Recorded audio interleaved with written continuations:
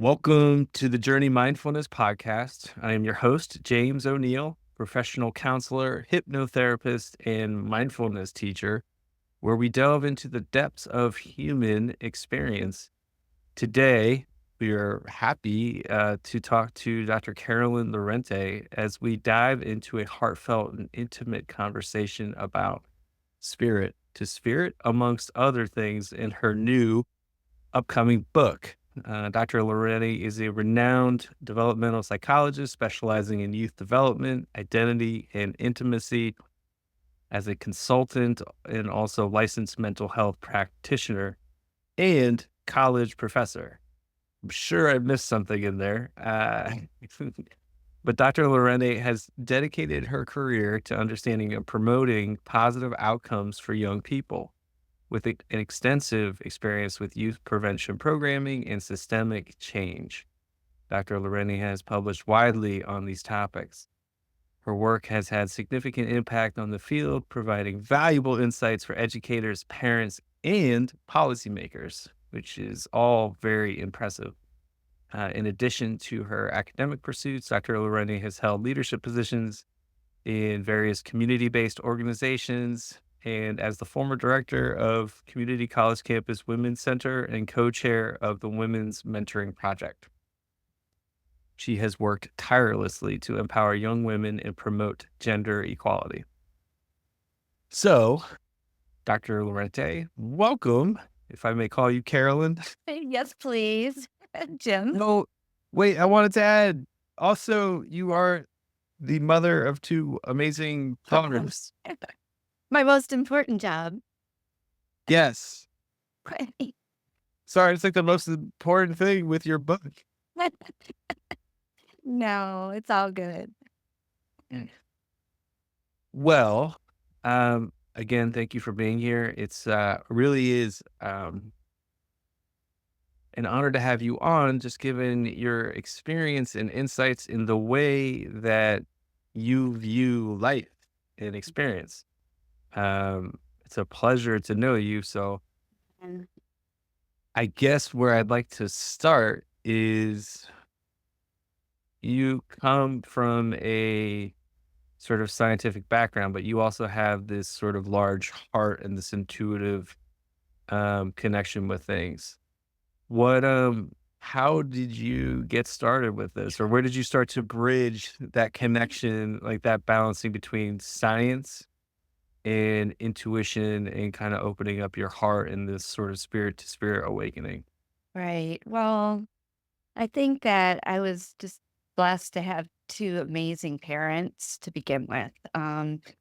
They kind of are like they were yin and yang. Mom was the science minded, logical positivist side, and my dad was deeply intuitive and spiritual. And I think that through their upbringing, I think that helped me kind of have an appreciation for both, right? What we can see, but also tapping into what we can't see. And I had what I call previous life as in merchandising management and marketing from Michigan State University, and I was in the fashion world for a few years. And I just felt like it wasn't enough. And so I went back to school to FIU, Florida International University, and got my degree in developmental psychology. Now, at the time, so I have my master's and my PhD in developmental psychology, and there was this really big push. Like, if you wanted to publish, it had to be empirical. You had to have validated measures. You had to be really careful about operationalizing your, variables. And anybody who's ever taken, science 101, sixth grade science, you know what that looks like. And when I was starting to develop these programs for teenagers, um, and they called them at-risk youth, and I don't call them at-risk youth, Jim. I just call them teenagers. Well, there's at-risk youth, and then transition age. Got it. Right, right. Mm. So, well, they were. I could see that the programs that we were developing were really useful for the young people, but in our research, we weren't seeing a lot of movement in the measures that we were using, and I could see that we needed to bring in both the science, the quantitative, measures, but also to hear their stories, right? The stories, the lives of the young people that we were working with were so rich, and I knew that we need to have both. Um, After I finished my doctorate, I started working on the book. With It was a book that was commissioned by the Swedish government to find the best programs that help thriving in kids, right, and teenagers. And when we did that, we were very, tightly. It had to be empirical. It had to be randomized, controlled studies that looked at what worked to cut, improve people's lives, particularly young people. And I knew we were leaving a lot out. We were leaving Yeah. a lot on the table. And, that book was published. It was well received, but that's when I started getting spirit to spirit. And Like there's something missing in the way that we're doing things. absolutely. That's fascinating because when I studied originally um, to become a school counselor, and that's what I thought. I love kids. I think this would be fun for me. Yeah, it would just be like a job, but not really a job. And Mhm. then this was, gosh, what, 15, well, 20 years ago, right? Whereas um, the emphasis was on data. You had to have data and everything. And the way that my brain worked was like, okay, this binary code that we're trying to log everything into is not sufficient. Like there's this whole aspect of life that's not included in these spreadsheets. And I developed an aversion for that quick as shit. But it seems like you were able to like, all right, well, how do I work with this? Which is what I would now counsel someone to do. Absolutely. I look at it as like I'm still a scientist, right? I still appreciate the data, but science can't tell us everything. And even science says they can't tell us everything. This is why we do probabilities. Even science doesn't say this is what's true, but the scientific method gives us a way to approach it. And so there are things we can't measure yet, but even scientists, the best scientists will tell us that doesn't mean it's not there. It just means that we haven't figured a way to capture it, to measure it.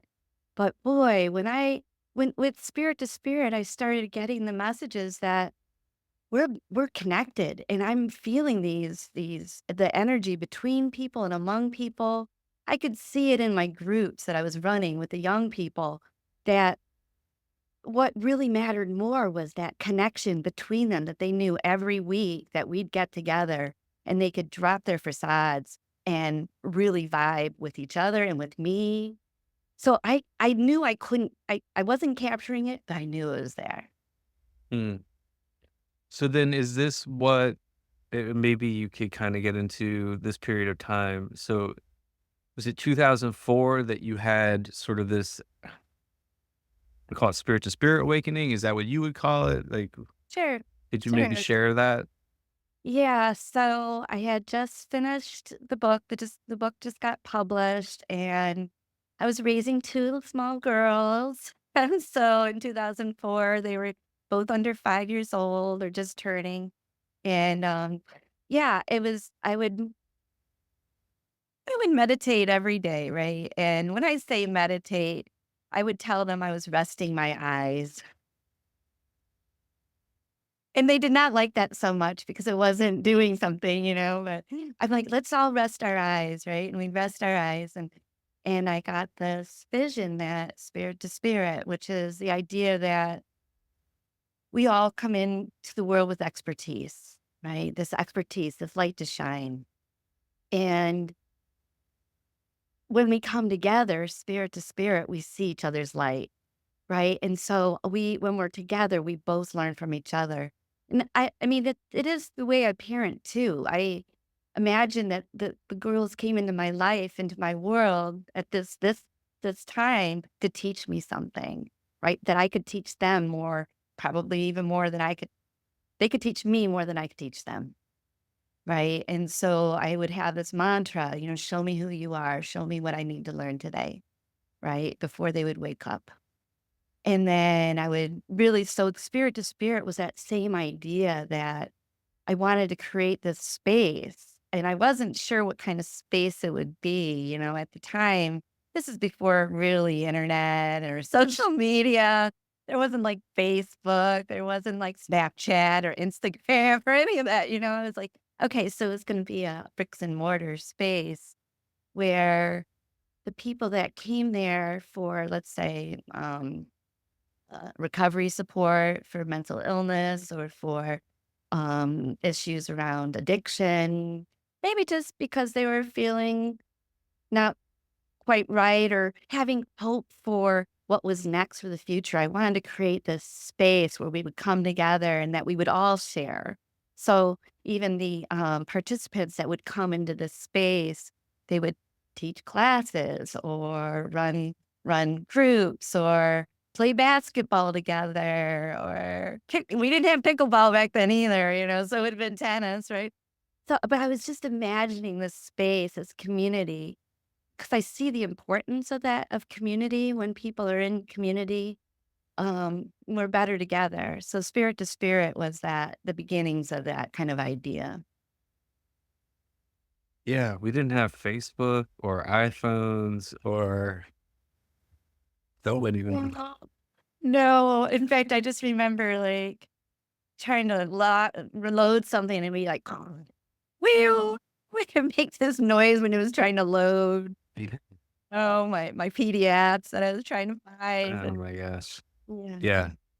It's funny, it wasn't that long ago. No, it wasn't. It wasn't that long ago.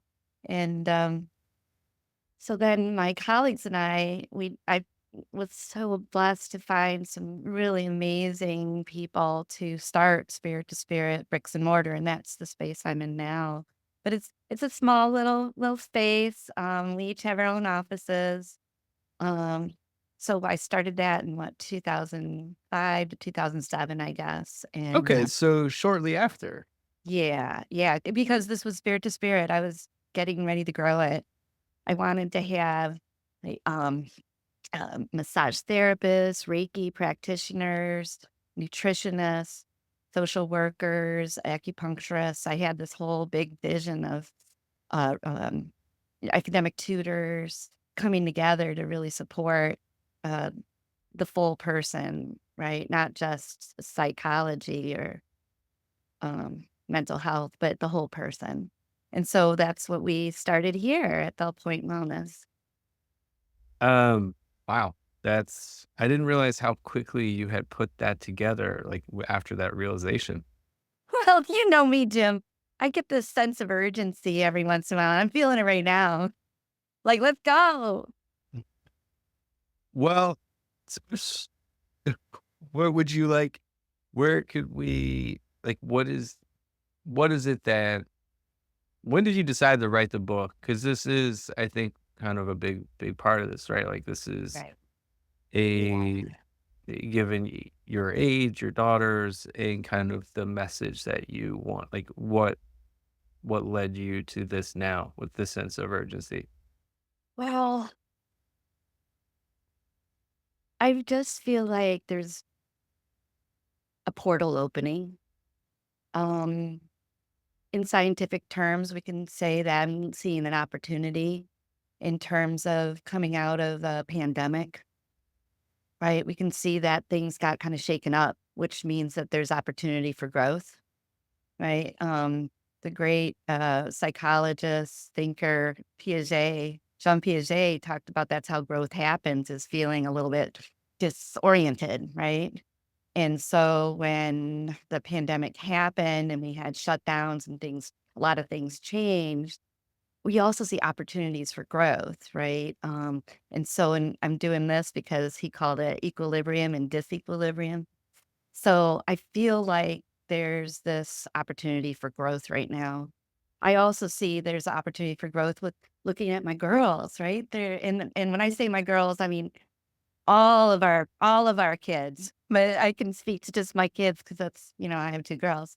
But that, they're on the cusp of becoming, right?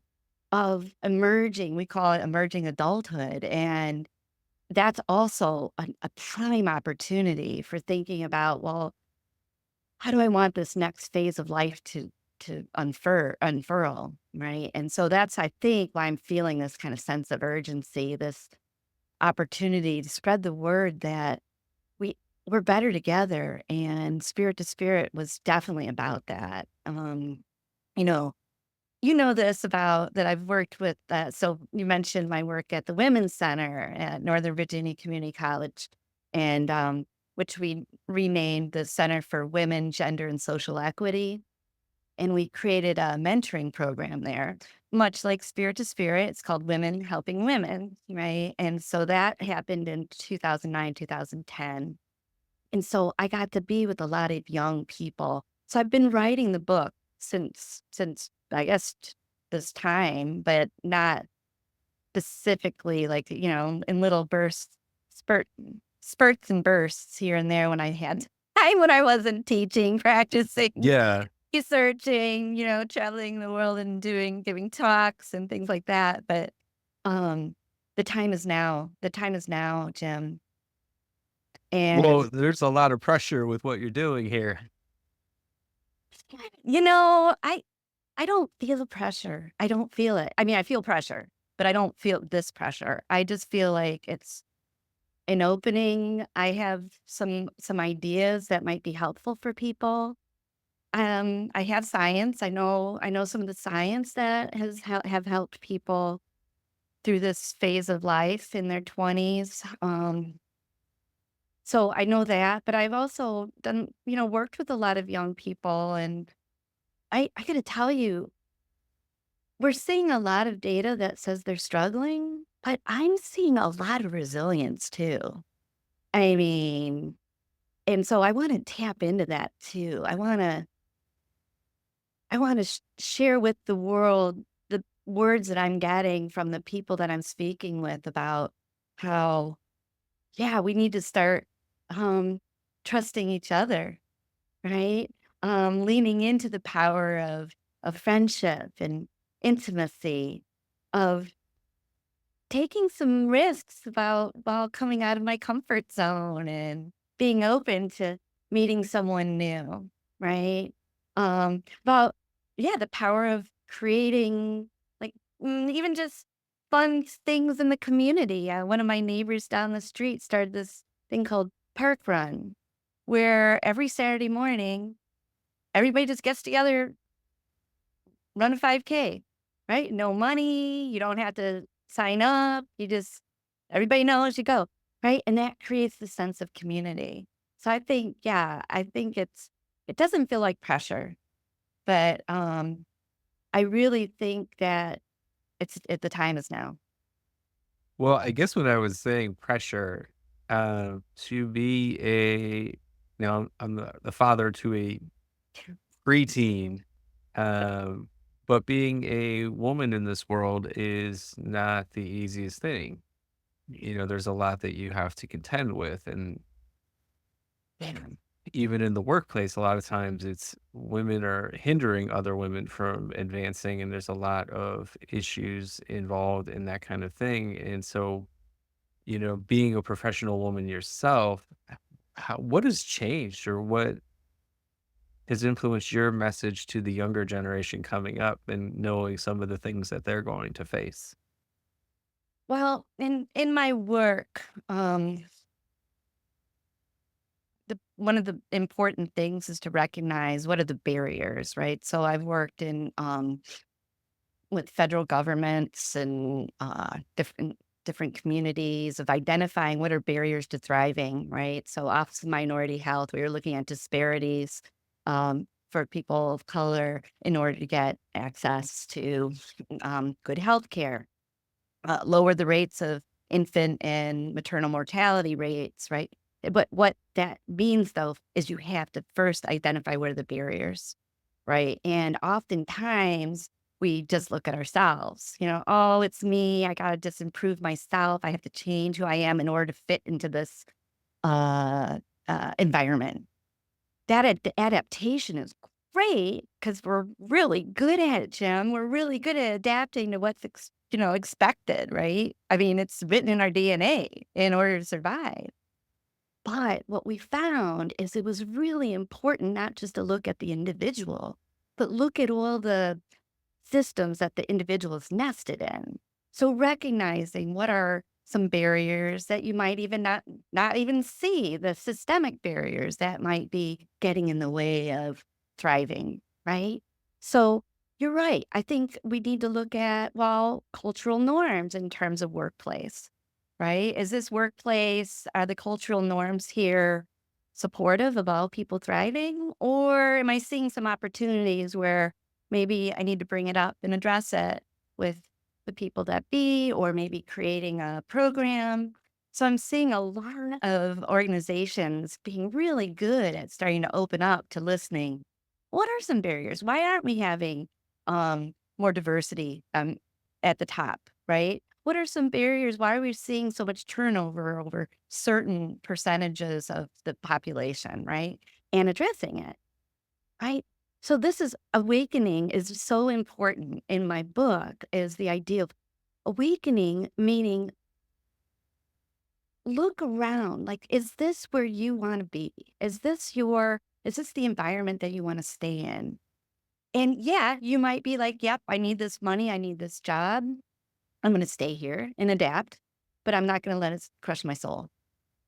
Right. Or you might say, hey, this is a great organization, but I can see some opportunities. Let me see if I can organize something to make some positive changes. Right. And so yeah, in terms of this awakening, I think the young people really are kind of being more open to thinking about, wait, let me look up. Okay, I made it through the pandemic. I had to adapt in a lot of ways, but now let's go. What's next, right? I'm working with a couple people in a mid-size organization here in Maryland, and there are a lot of really young people that run this company, and they are really open to creating programs that help to retain diversity, including for women and opportunities for women to shine. So what is the message that you think young women need to hear now? Like, is there like, as a father, right? Like, I'm aware that my daughter is going to have to face a number of challenges in her life. I know that that's going to happen. I'm gonna try to prepare her for those things as best I can. Thankfully, she's pretty fierce. I've no doubt, Jim. I have some Good luck sense with of that. relief with that, but, a letter to my daughter, what is things are always changing, right? Like, if things are changing now, if this is portal or this opportunity, how can we change our approach? Or what is the message? Is it how do you face these challenges? Like, where do you see that, from a Right. heart-centered place, vulnerability? Like, what is the adaptation that would be most helpful or is in the spirit of what you're wanting to share? Yeah. So thank you for I this book that I'm writing is not just to my daughters or our daughters. It also is to parents just like you who are asking that same question, like, how can I do this better? Right. And at the last chapter, it's gonna be really walking parents and caregivers and people who are in the community, policymakers. What what would your letter look like to your people? Right? You write this letter. And so I probably would take some time walking you through what your values are, what your hopes are for your child, right? Because I'm not prescriptive. I'm not saying this is what you do. So that might be the first step is Yeah. doing some values clarification on your own, right? And as a parent, like, what are your hopes? your daughter graduates, what are your hopes? Who is she? Right? Yeah, no, it's a good point. It's we get into these well, I would say from a negative sort of space of fear and judgment. Like we're constantly judging people or like, whether it's ourselves, right? It's like someone's listening to this and judging the content or, do I trust this person? Do I not trust this person? Do I like this or like that? Do I like myself or not? Like, what do I believe? But we are constantly projecting our own beliefs onto other people. And that also is a pitfall when you do that. For sure. So, so a practice of non-judgment, especially from a lens of mindfulness, is one of those things that is it's a very high level practice. And I don't think people typically dive into the depths of that. Like, how often am I judging other people, right? Like, it's very easy to do, and we do it all the time, even if you have a pretty good practice, if I could call it that. Right. Jim, I think that the research will bear this out too, that the people we judge the most are ourselves. And as a parent, that has helped me a lot in kind of uncovering and being mindful of that kind of deep sense of, yeah, fear, unworthiness, even as a parent, right? And for me, this is one task that I still kind of do, like a little exercise where I pretend like there's a mirror on their forehead. And so I could see myself. Hmm. Right. So I'm talking to them or, giving them advice or, and so I can reflect back, oh, is this the person that I want to be? Is this the parent I want to be? Right. And It's a and yeah, very interesting visualization. and oftentimes I fall down on the job. Yeah. Yeah. So it's not like I'm great. But here's the thing too, is then apologizing, saying, damn, I really messed up there. You needed this and I gave you that, and I'm going to try to do better, and how can we repair? And I think it's such a gift, right?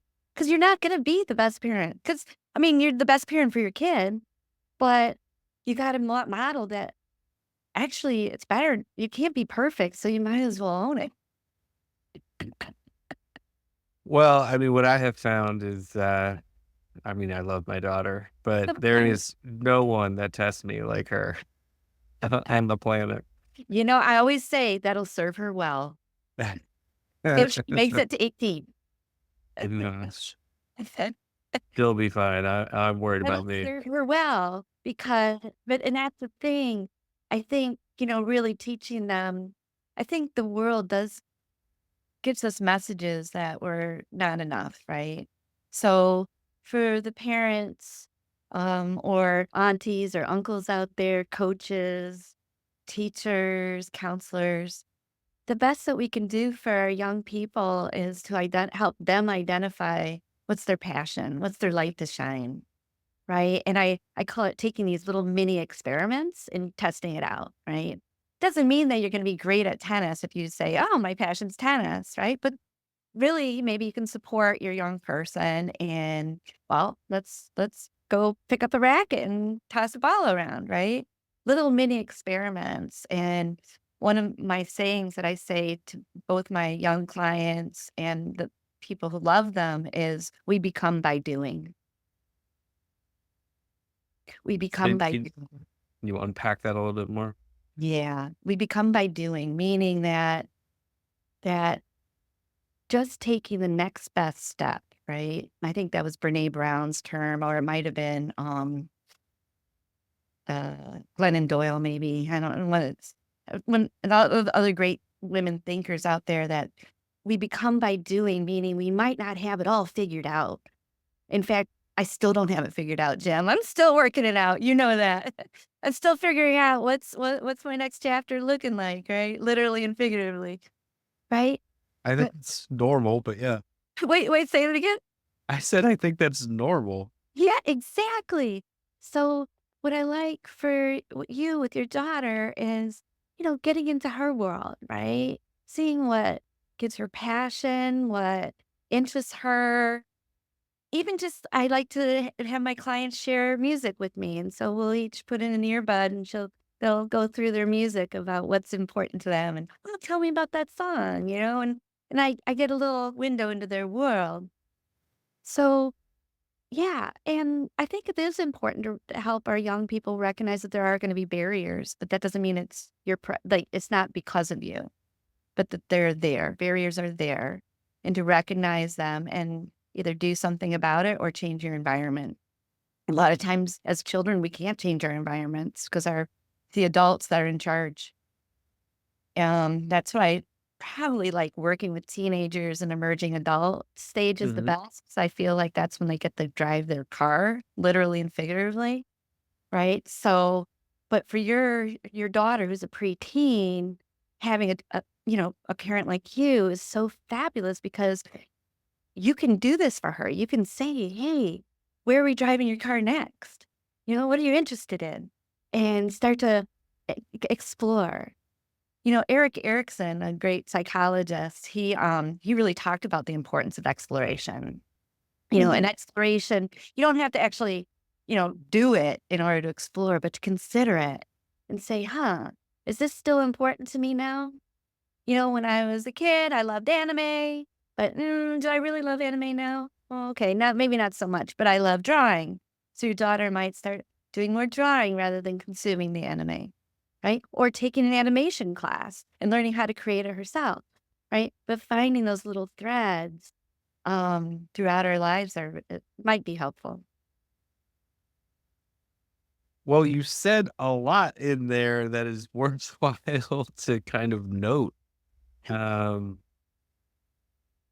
a lot of times so there's a couple things where I find people get stuck and, you can relate this to any young person and even, middle-aged person and even beyond, right? Like where it's like, okay, I've accomplished success with this, or I've had a career here, and now I'm exploring other options. Or an entrepreneur, like, all right, like the business is doing great, but now I'm bored doing it, Right.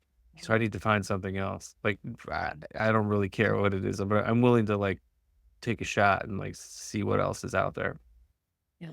But exploring is part of the fun of life, right? Like, how do you know what you like or don't like if you don't just experiment with things? And, and I gotta tell you, it's scary. You know it's scary. I know it's scary. But can you imagine for a young person who's never did it before? Right? I think that's something important for us as, the older people in the room to say, yeah,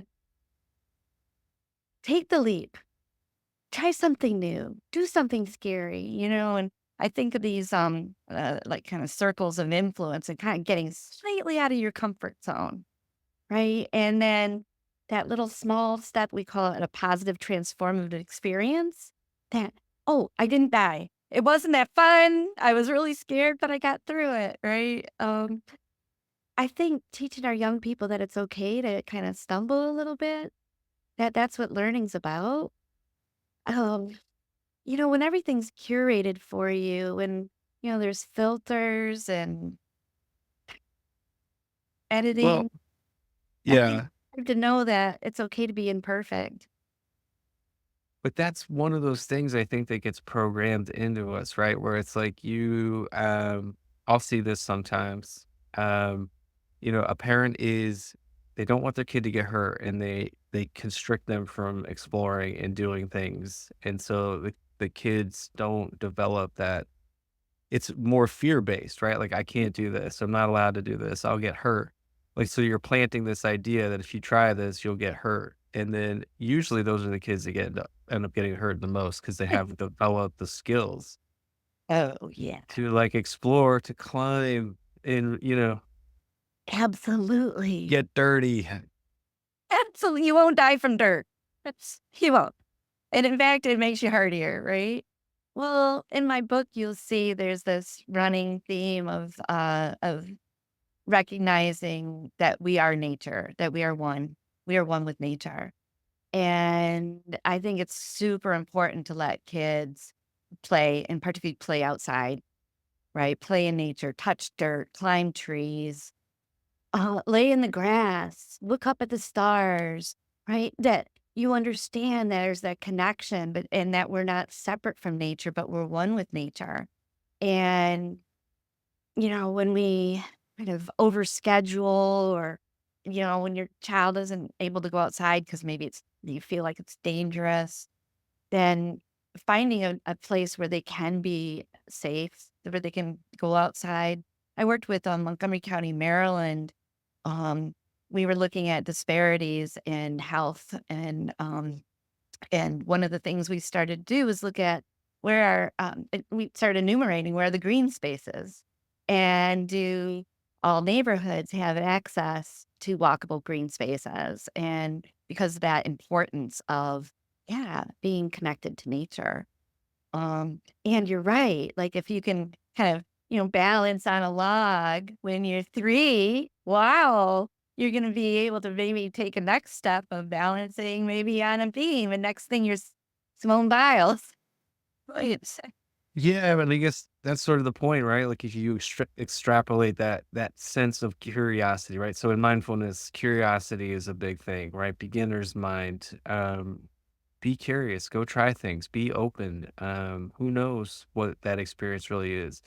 We get so caught up in our minds judging the experience before we ever have it that a lot of times we don't do the experience and we never really know, right? Like I could tell you all of the best things that psychology has to offer. It doesn't mean anything if you don't have it integrated. That's right. And once again, I'm back to we become by doing, right? And I think, we know that young people, particularly teenagers, one of the important things is risk, taking risks, right? And it's so creating community spaces or policies that allow for whether safe risk, safe risks, right? Is really important because if we don't have those opportunities, some people will find their own risks, right? Um, and oftentimes those are maybe risks that we don't know about or we can't protect them from as adults because they're underground. For instance, maybe they don't leave their house, but they're online and maybe taking risks that um, are pretty deep and scary, right? Whereas if we have opportunities in the environment for them to take risks, let's say rock climbing or whitewater rafting or even venture courses or uh, meeting new people, which is a big risk right now. A lot of the young people I talk to are really afraid to even look up from their phones to say hi to a stranger. Right. So that could be a risk even now, right? So teaching, That's giving these opportunities is important. it's interesting to think about that, like in the moment in time where we are perhaps the most connected ever, we should also be disconnected. Yeah. Yeah. Yeah. And it's that curiosity. Let me be curious about the barista, right? Or the person on the train that I'm sitting next to. Um, yeah, that deep disconnect is something that I wanted to bring awareness to. That we need to practice being brave, right? Practice being brave by saying hi to the person next to you. You never know. You never know who that person's gonna be. In this in this book, I'm talking about finding love and keeping love too. And Yeah, I Really? want to go there. Open it up. talk about really scary, Eric talked about this idea that that sense of intimacy is the sense of actually being vulnerable without fear. But I'm changing it. I don't think it's without fear. I think you're Wait, vulnerable. what's his definition? So his definition of intimacy is this, so that you have this strong sense of self that you Mhm. develop in your teenage years. This is Eric Erickson's theory. And then in your early adulthood or emerging adulthood, as we're calling it, that's when you develop this sense of intimacy. And according to him, it's like you have this strong sense of self that you come into connection with another person and without fear, with this vulnerability, this openness, without fear of loss of self. Right. And Interesting. yeah, so, I that came across another definition. It's confidence is the willingness to be socially injured. yeah, There are like two variations of that, right. I think. Yeah. Yeah. So, well, and that's the thing. So, in my research with the young people in terms of building better relationships, I found that it's not first one then the other. The young people that I work with find themselves in their relationships, right? So it's kind of bidirectional, right? So you don't have to have it all figured out, but so just exploring, like what's important to me? What do I need in a friend or what would I like in a love partner? And trying it out. And if it doesn't fit, well, oh, I just learned something about myself. I thought that was important to me, but it's not, right? We're back to the idea that it's not going to be perfect, right? That life is really kind of messy, but it's okay. That's how you grow, right? My laugh is in agreement. Oh, yeah. Right. Yeah. I've been through a lot of messy messes, right? A lot of messy messes. Well, but there is that people have it doesn't only come from social media because social media wasn't around forever, or in different ways maybe. But this fear that if we step out of line or do something wrong, like we're tarnished or we're forever damaged, and so like being risk averse is like the same. I come across a lot of people who have played it safe their entire life and they've never really lived. Like, I'm not going to leave my job, even though I hate it and I hate every day that I go to work because I wouldn't have health insurance. Well, right. Exactly. Yeah. And it's like, wait, so what's the point of life? Is it to have health insurance? Like, what's like, what are we doing here? If I'm like, not that it's not important, but, Right. how do you approach life in a way that is fulfilling to you and aware that there are these risks, and you're going to have to take some. Yeah. And sometimes it may not go right. But to your point about Erickson, like that sense, like I haven't lost myself. Right. Or I'm not my mistake. Like, yes, I messed up. Yep. Yeah. And I Well, learned to forgive myself for that. absolutely. And I think once again, modeling for our young people that we do make mistakes, right? And sometimes they're really pretty bad, right? And yet we can show that we get through, right? I like to do stupid stuff in front of my kids so they can see that yeah, here I am. Okay, so I'm going to tell a quick little story about facing your fears. So I have a deep fear of guns, like a deep, deep fear, and it was rooted in something pretty scary and violent that happened when I was young. And so, but I was like, I want to prove to my kids that I can face my fears, right? So when they were, well, probably your kids' age, I don't know. We went and played paintball. Tell me about it. Okay, so paintball. So I started having a panic attack when I'm looking at the gun. I'm breathing through, but I wanted them to see that I can do hard stuff and I can really make an idiot of myself. But to get through it, right? And I did. I was able to, have fun playing. And once I leaned into it, I was like, okay, okay, this is a game and we're having fun. And the kids were loving it. And yeah. So I think, as the older folks in the room, really kind of doing it in front of them too is going to be really important. Right. And knowing that they can get through hard stuff too. I think that a lot of parents are so worried that you're right that sometimes they maybe bubble wrap the children and then the kids feel like they can't make a mistake or can't fail. And I think the best thing we can do is, people who love kids or people in the community as coaches or aunties and uncles, people who run groups for kids is, create opportunities for them to take risks and show that they can get through it, and Well, get up fear.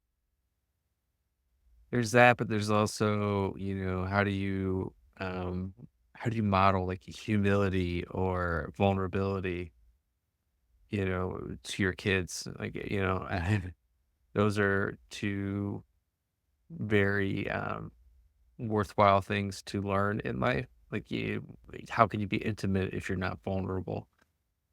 But being I'm still vulnerable is trying to figure scary. this out.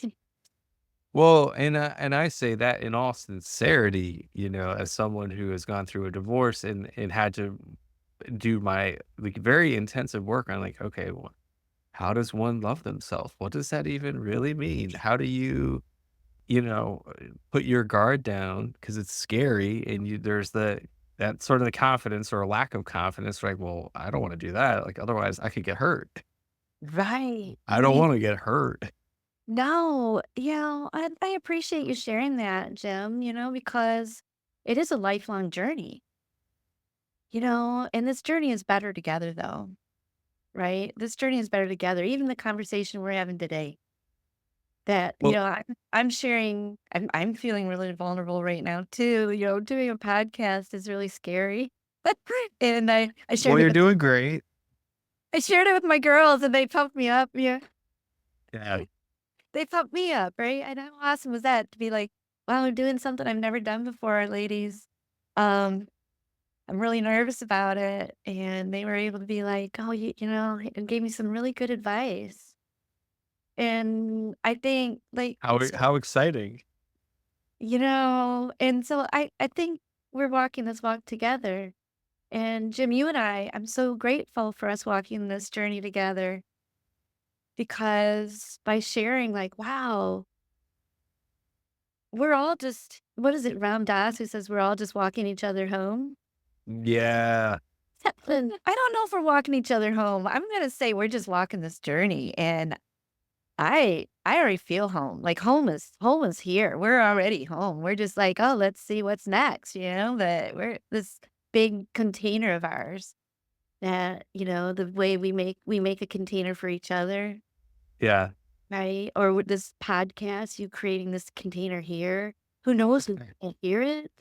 But yeah, you never know. You never know. Who Yeah, but knows? even Yeah, this yeah, thing. in our line of work too, right? This gets back to your theme of spirit to spirit. You never know what impact that you make on someone else, but you do have an impact. It doesn't matter what you say, but you remember how that person made you feel or how you felt when you were in their presence. Um, I don't care who you are, but when you're in the presence of somebody who has really great energy, I mean, it shines. Like, you know it. No one has to tell you, "Hey, this person is pretty amazing." Like, you feel it. Um, yeah, I'm sure you've had experiences like that. But part of this conversation is trying to normalize the messiness of life, right? Like, no one has it all figured out. I laugh all the time when on social media it's like, "You should learn all these lessons by the time you're 21 or 30 or whatever. This is how I did it." And I'm like, Still working "Uh, on that. yeah, yeah, right. Okay. It's You I'm perfected life working on by that. 30." Well, and here's the thing too, Jim, is my approach on life is that we all shine at that light. We all have that light to shine. And a big part of the excitement for me is when I like seeing each person and seeing that light that they have and being like, oh, you might not see it, but I see it so brightly, right? And how lucky am I to be like in this world, just be able to see, like, I know you're struggling. I see your pain, but I also see that light. And let's try to shine that light while managing the things that are tough for you right now. And through that interaction, we're both better. I'll grow too at the same time, you know? And so even just seeing t I'm just feel so grateful for the people that come into my life, the people that come to me in my practice or my students. I'm working with students at GW now who are getting their degrees to be clinical psychologists, and it's just so beautiful. My students at Northern Virginia Community College, they're going off into the world and doing some amazing things too, of helping, like, creating peer-to-peer groups so people can, when I uncover each other's light, and I'm that's what Spirit to Spirit's about too. Well, there's a lot of, I think, positive things on the horizon from our younger generation, and hopefully we can share some good things and sort of help them bloom into that. But there's a lot of, love, right? Like, how do we, in spirit to spirit or community, be loving towards one another? See the light in each other, especially people that we disagree with on things. Hard. Or it's hard, but not impossible. It's a higher perspective, right? To see, like, how do I see this person or this criminal or this murderer or this whatever in a light? How do I see the light in them? Because there is a light in them. Absolutely. Absolutely. Um, I'm not saying it's easy, but, and even just thinking about nature, we're all connected. And so leading with love is gonna be really important, I think, in this next phase, this next chapter. Um, you're right, there are a lot of powers out there that are maybe a little bit nefarious, um, and being able I'm not falling into that small little trap, because I see all the love that's going on here, and connecting with each other through love is gonna be key. Well, I agree. When we start asking ourselves better questions, we'll start to change things, right? Like, how do we bring more love into the world? What does that look like? Loving nature and helping nature be its best, you know, nurturing that relationship because it is so important, to take care of ourselves and the world, our physical environment, Same. the people in it. Absolutely. There's this idea that we have to compete.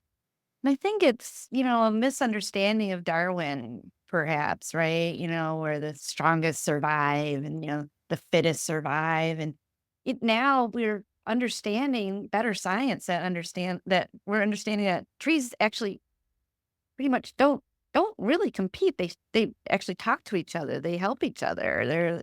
We can see, I think that the work was of Simard, it was, that the idea that you have to compete, that there's fear and you have to be stronger. What I think the real answer is connection and love. Well, ultimately, that leads to our growth and expansion, I would say on a soul level, but spirit to spirit. Yeah, I agree. Mm. Well, you shared a lot. Is there anything you'd like to add? No, I'm just so grateful to be walking this journey with you. I'm so grateful for you. Well, it is mutual. Grateful for you too and sharing your wisdom coming on today on the Journey Mindfulness podcast. Um, for people listening, I just want to add that there's a synergy when people come together and share their hearts. And so hopefully you were able to feel that and maybe build on that and integrate that energy into your life, into whatever way feels right for you. So may we all tune into our own spirit to help one another become better versions of ourselves. So thank you for joining us and on this transformative journey. And hopefully you all have a wonderful day as you head into your journey. Well, take care. Thank you. Bye. Bye. Thank you so much for tuning in today and being with us. May you find joy, flow, and adventure on your journey. And if you got something from it, please like, share, and subscribe and or comment. It means a lot. Thank you.